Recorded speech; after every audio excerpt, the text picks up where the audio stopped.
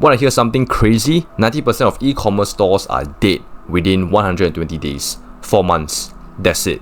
And you know what? It's not because their products sucked. It's not because they weren't hustling hard enough. They just had no clue how to handle their money. Everyone's obsessed with finding their next viral product or cracking the TikTok ads code. But nobody wants to talk about the boring money stuff. And that's exactly what kills most stores before they even get started. So today, we're gonna fix that. I'm gonna break down the financial side of e-commerce in a way that actually makes sense, because this is honestly what separates the people making money from the 90% who crash and burn. Alright, so your e-commerce business basically stands on 3 main pillars. Mess up any one of these and you're cooked. First up, revenue generation. This is more than just make sales and get paid, right? You gotta think about how you're pricing stuff, where you fit in the market, and honestly, just having multiple ways for money to come into your business. Here's the thing about pricing. When you put a price tag on something, you're basically telling everyone who you are as a brand. You're not just picking random numbers. You're showing people what kind of value they should expect from you. And look, your pricing needs to hit that Goldilocks zone where you're competitive enough that people actually buy, but profitable enough that you don't go broke doing it. So many people just copy what their competitors are doing without actually understanding their own numbers first. Big mistake. Second, cost management. This is where beginners get absolutely destroyed. You've basically got 2 buckets of costs. Fixed costs, stuff that stays the same whether you sell 1 product or 1,000. Things like your Shopify subscription, website hosting, maybe warehouse rent. Doesn't matter if you have a crazy month or a dead month, these bills show up the same. Then variable costs. These move with your sales. Product costs, shipping, payment processing fees. Sell more, these go up. Sell less, they go down. The people actually winning in this space, they've figured out how to keep both of these under control without making their product trash or giving customers a terrible experience. Third, profit optimization. Okay, this is where it gets spicy. Profit isn't just revenue minus costs. I mean, yeah, that's the basic math, but there's way more going on. You gotta think about how sales change throughout the year, opportunities that pop up in your market, and whether your business can even handle growing bigger. Your margins can't just pay for what you're doing right now. They need to fund growth, new tech, expanding to new markets. And here's what most people don't get. These 3 pillars are constantly messing with each other. They're all connected, creating this whole system that decides if your business makes it or not. Alright, let me break down the numbers you actually need to care about. Not the vanity stuff that looks good on paper. I'm talking about the metrics that tell you if your business is actually healthy or just looks pretty. Gross profit margin. So this shows you what's left over after you pay for the actual products you're selling. The math is pretty straightforward. Take your revenue, subtract what it costs to buy the products, divide by revenue times 100. Most e-commerce stores should be hitting somewhere between 20% to 50%. If you're sitting below that, yeah, you're probably in trouble. Customer lifetime value. This is basically how much money a customer is gonna spend with you over the entire time shopping at your store. You multiply average order value by how often they buy, then multiply that by how long they stick around as a customer. Why should you care? Because if you know each customer is worth like $500 over time, you can afford to spend way more to get them in the door. And you can justify spending money to keep them coming back. Customer acquisition costs. Simple question. How much does it cost you to get 1 new customer? Just take all your marketing spend and divide by how many new customers you got. Here's the catch though. This number has to be way lower than your customer lifetime value. If you're spending $50 to get a customer who only spends $45 total, you're literally paying people to shop at your store. That's not a business, that's a charity. Average order value. Total sales divided by number of orders. Pretty simple, but super useful for understanding how people shop with you. The cool part about AOV is you can boost it without spending an extra dollar on ads. Bundle products together, add upsells at checkout. Tweak your pricing strategy. These little moves can seriously impact your bottom line. Return on ad spend. For every dollar you dump into ads, how much are you making back? Take your revenue from ads, divide by what you spend on those ads. So like if your ROAS is 3:1, you're making $3 for every dollar you spend. What's good? Honestly, it depends on your niche and where you're advertising. But the important thing is tracking it consistently and making it better over time. Alright, hold up. If you want the full deep dive on all this financial stuff with actual templates you can use, check out Entrepreneur in the description below. It's completely free and we've got courses breaking down everything from the basics to the advanced strategies. So here's what most people don't realize. The relationship between your revenue, costs and profits is not fixed.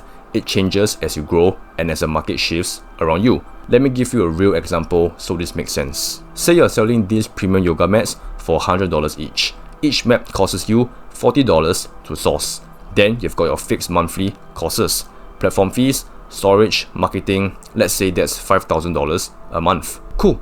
So to break even, you need to sell 84 mats per month. Simple math, $5,000 divided by $60 profit you make per mat. But watch what happens as you scale up. You start moving more volume. So you go back to your supplier and you negotiate better pricing. Now your cost per mat drops to $35. Suddenly your break-even point drops to 77 mats instead of 84. This is where it gets fun. The improvement in your unit economics means you can either pocket more profit or drop your prices to grab more market share. Both are valid plays depending on what you're trying to do.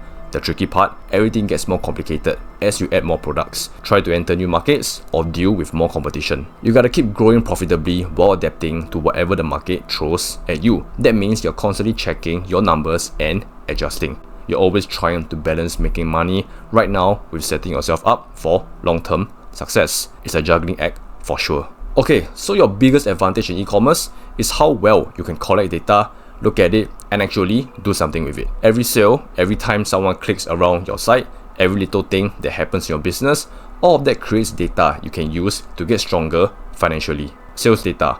Your sales patterns show you way more than just we made X dollars today. They tell you when people like to buy, what products they grab together, what they're actually into. When you dig into this stuff, you can figure out exactly how much inventory to keep around, cut down on storage costs, keep your cash flowing better. Like if you notice people always buy product A with product B, just bundle them together. Boom! Higher average order value, lower shipping costs per order. Customer behavior metrics. Understanding what people do on your site helps you spend money smarter. Keep an eye on stuff like how long they hang out on product pages, when they abandon their carts, how often they come back to buy again, what payment methods they use, where they are shopping from. All of this affects how you handle money. Like say you notice a ton of people bail when they see shipping costs pop up at checkout. Maybe you need to rethink your whole pricing thing. Include shipping in the product price, but keep your margins the same. Cash flow management. This is huge. So many e-commerce businesses don't die because they're losing money. They die because they run out of actual cash at the worst possible time. You gotta keep tabs on your daily cash situation. What's sitting in your payment processor, what's in the bank, who owes you money, what refunds are pending, what reserves you need to keep. Weekly, you should be forecasting your cash. When do you need to pay suppliers? What marketing campaigns are coming up? What are your platform fees? Payroll? What sales do you expect to come in? Monthly, zoom out and look at the bigger trends. How are your margins moving? What percentage of revenue is going to operating costs? How efficient is your marketing? How fast is inventory moving? What's it costing to get new customers? Once you understand these patterns, you can build up cash buffers for the slow times. Like if every January tanks by 30% compared to December, you better be stacking cash during the good months to survive the lean ones. Building a business that actually lasts means more than just tracking numbers. You need systems that can grow with you. Inventory management. Your inventory is basically cash just sitting there that you could be using for other stuff.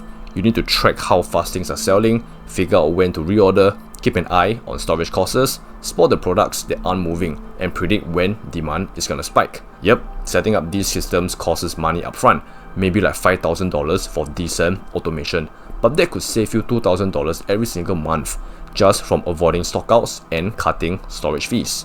The math works out. Payment processing. Pick payment options that balance what it costs you with what makes customers happy. Think about processing fees, converting currencies if you're selling internationally, fraud protection, what payment methods people actually want to use, handling payments across borders, cost control systems. Build processes to regularly check and optimize what you're spending, managing relationships with suppliers, negotiating better shipping rates, checking if your marketing is actually efficient, reviewing what you're spending to operate, making sure you're not paying for tech you don't need.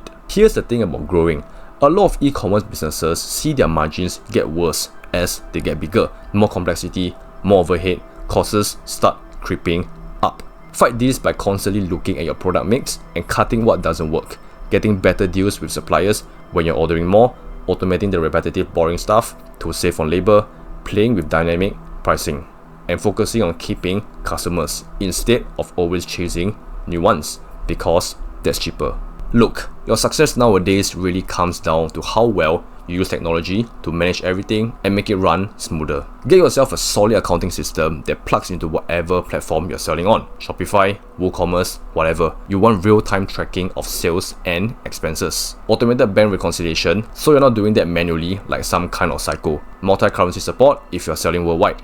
Automatic tax calculations and inventory value tracking. But don't stop at just basic accounting. Get analytics tools that actually help you make decisions. This should help you figure out which customer segments are actually making you money, optimize where you're spending on marketing, predict when you need to reorder inventory, keep tabs on competitor pricing, and track how valuable each customer is over time. The right tech saves you time, cuts down on mistakes, and gives you way better info for making decisions. Like automated inventory systems can predict what you need to order based on your past sales data. That means you avoid running out of stock and avoid ordering too much stuff that just sits there eating up your cash. Alright, so bottom line, managing your finances is something you're gonna be learning and tweaking forever.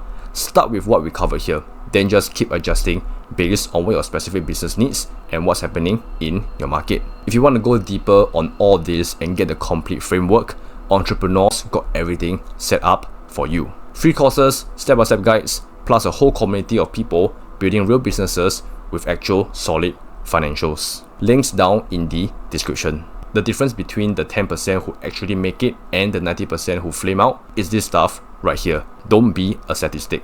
Now, go build something that actually lasts us.